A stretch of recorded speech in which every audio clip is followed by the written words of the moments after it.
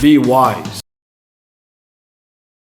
Science of Being Well by Wallace D. Wattles. Chapter 16. Supplementary Instructions. In forming a conception of health, it is necessary to think of the manner in which you would live and work if you were perfectly well and very strong. To imagine yourself doing things in the way of a perfectly well and very strong person until you have a fairly good conception of what you would be if you were well. Then take a mental and physical attitude in harmony with this conception, and do not depart from this attitude. You must unify yourself in thought with the thing you desire, and whatever state or condition you unify with yourself in thought will soon become unified with you in body. The scientific way is to sever relations with everything you do not want, and to enter into relations with everything you do want. Form a conception of perfect health, and relate yourself to this conception in word, act, and attitude. Guard your speech. Make every word harmonize with the conception of perfect health. Never complain. Never say things like these: I did not sleep well last night. I have a pain in my side. I do not feel at all well today, and so on. Say, I am looking forward to a good night's sleep tonight. I can see that I progress rapidly, and things of similar meaning. Insofar as everything which is connected with disease is concerned, your way is to forget it.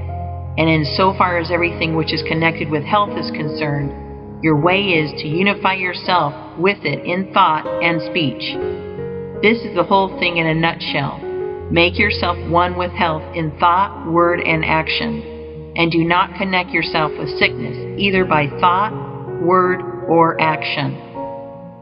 Do not read doctor books or medical literature, or the literature of those whose theories conflict with those herein set forth. To do so will certainly undermine your faith in the way of living upon which you have entered, and cause you to again come into mental relations with disease. This book really gives you all that is required. Nothing essential has been omitted, and practically all the superfluous has been eliminated. The science of being well is an exact science, like arithmetic. Nothing can be added to the fundamental principles, and if anything be taken from them, a failure will result.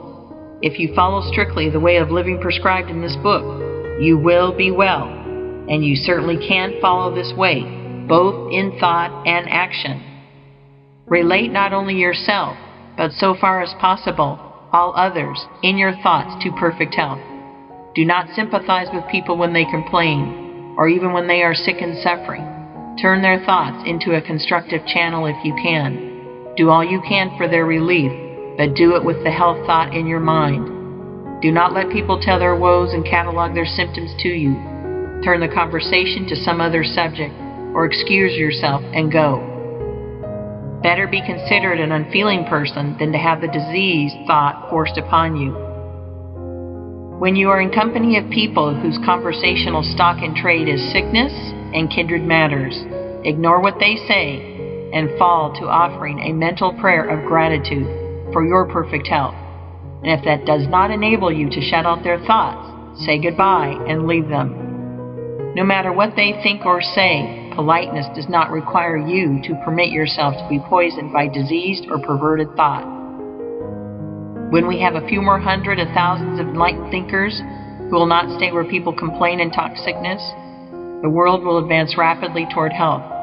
When you let people talk to you of sickness, you assist them to increase and multiply sickness. What shall I do when I am in pain? Can one be in actual physical suffering and still think only thoughts of health? Yes. Do not resist pain. Recognize that it is a good thing. Pain is caused by an effort of the principle of health to overcome some unnatural condition. This you must know and feel. When you have a pain, think that a process of healing is going on to the affected part, and mentally assist and cooperate with it. Put yourself in full mental harmony with the power which is causing the pain. Assist it. Help it along. Do not hesitate, when necessary, to use hot, fomentations, and similar means to further the good work which is going on. If the pain is severe, lie down and give your mind to the work of quietly and easily cooperating with the force which is at work for your good. This is the time to exercise gratitude and faith. Be thankful for the power of health, which is causing the pain, and be certain that the pain will cease as soon as the good work is done. Fix your thoughts with confidence on the principle of health, which is making such conditions within you that pain will soon be unnecessary. You will be surprised to find how easily you can conquer pain, and after you have lived for a time in this scientific way, pains and aches will be things unknown to you. What shall I do when I am too weak for my work? Shall I drive myself beyond my strength, trusting in God to support me? Shall I go on like the runner, expecting a second wind? No, better not. When you begin to live in this way, you will probably not be of normal strength, and you will gradually pass from a low physical condition to a higher one. If you relate yourself mentally with health and strength, and perform the voluntary functions of life in a perfectly healthy manner, your strength will increase from day to day. But for a time, you may have days when your strength is insufficient for the work you would like to do. At such times, rest and exercise gratitude. Recognize the fact that your strength is growing rapidly and feel a deep thankfulness to the living one from which it comes. Spend an hour of weakness in thanksgiving and rest with full faith that great strength is at hand, and then get up and go on again. While you rest, do not think of your present weakness. Think of the strength that is coming. Never at any time allow yourself to think that you are giving way to weakness. When you rest, as when you go to sleep, fix your mind on the principle of health, which is building you into complete strength. What shall I do about the great bugaboo which scares millions of people to death every year? Constipation. Do nothing. Read Horace Fletcher on the ABZ or Our Own Nutrition and get the full force of his explanation of the fact that when you live on this scientific plane, you need not, and indeed cannot, have an evacuation of the bowels every day, and that an operation in from once in 3 days to once in 2 weeks is quite sufficient for perfect health. The gross feeders who eat from 3 to 10 times as much as can be utilized in their systems have a great amount of waste to eliminate, but if you live in the manner we have described, it will be otherwise with you.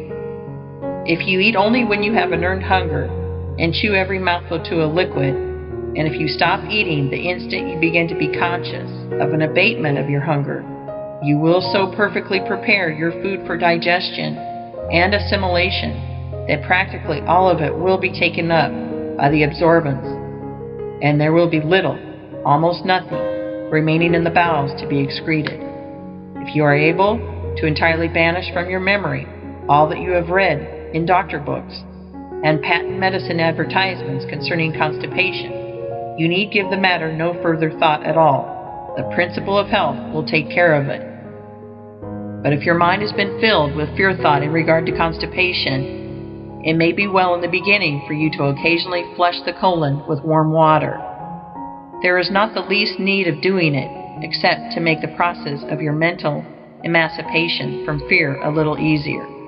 It may be worthwhile for that.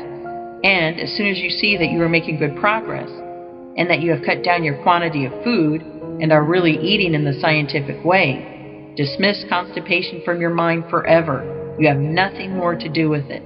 Put your trust in that principle within you, which has the power to give you perfect health. Relate it by your reverent gratitude to the principle of life, which is all power, and go on your way rejoicing. What about exercise? Everyone is the better for a little all-round use of the muscles every day, and the best way to get this is to do it by engaging in some form of play or amusement. Get your exercise in the natural way, as recreation, not as a forced stunt for health's sake alone. Ride a horse or a bicycle, play tennis, or 10 pins, or toss a ball.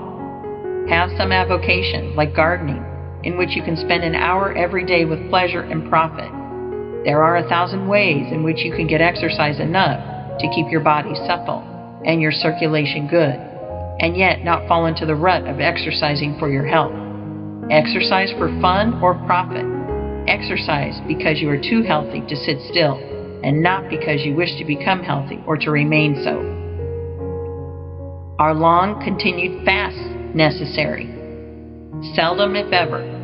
The principle of health does not often require 20, 30, or 40 days to get ready for action. Under normal conditions, hunger will come in much less time. In much long fasts, the reason hunger does not come sooner is because it has been inhibited by the patient himself. He begins the fast with the fear, if not actually with the hope, that it will be many days before hunger comes. The literature he has read on the subject has prepared him to expect a long fast, and he is grimly determined to go to a finish. Let the time be as long as it will, and the subconscious mind, under the influence of powerful and positive suggestion, suspends hunger.